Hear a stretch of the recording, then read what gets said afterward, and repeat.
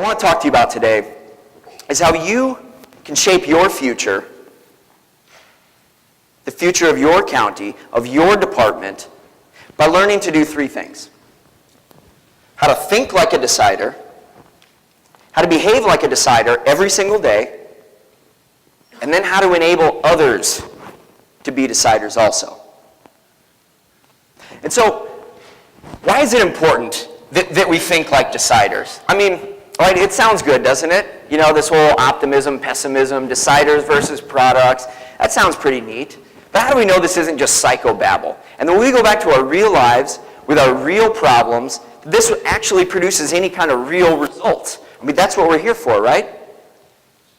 Well, that's the question that some of the world's leading industrial psychologists have wanted to answer for the last 20 years.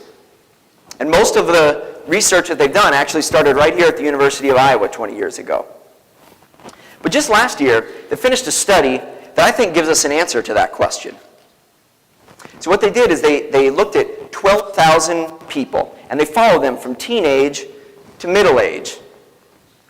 And they looked at things like what kind of grades they got in high school, how well they did in their ACTs, SATs, and then they also wanted to find out, well, what kind of household did they grow up in? Right? Was it privileged? Was it working class? And then the last thing was whether or not they had a decider mindset, whether or not they believed they shaped their futures, or whether they had a product mindset and believed that events shaped them. And what they found is fascinating. That the sons and daughters of roofers and plumbers that didn't get very good grades, didn't do so hot on their college entrance exams either, but had a decider mindset, by the time they reached middle age, they had an average income that was 30 to 60% higher than the products who grew up in the household of doctors and lawyers who got straight A's, did very well on their college entrance exams. They still, because they had a product mindset, couldn't outperform the deciders with no other advantages. And you probably won't be surprised to learn that the group that did better than any of them was the group that had all the privileges, got the good grades, did very well on the test scores, and had the decider mindset.